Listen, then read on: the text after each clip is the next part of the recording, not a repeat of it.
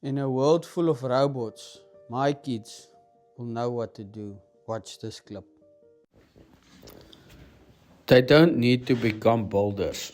That's not the lesson. The lesson is knowing how things work, how to use your hands, and figuring shit out. The way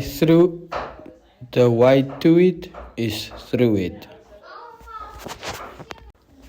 And what it actually takes to get a job done.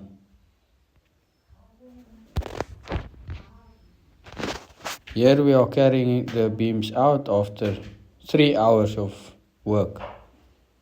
And our hands are all dirty and sore. Wat het julle geleer? Ek het geleer dat jou aandag gaan baie erg serious na 3040 draadjies afknip. En jy?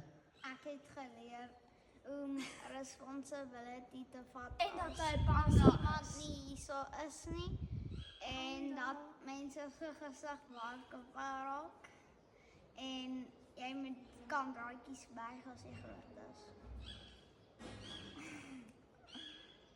Bye. Robots can maybe know everything. But my kids will know exactly what to do and how to do it.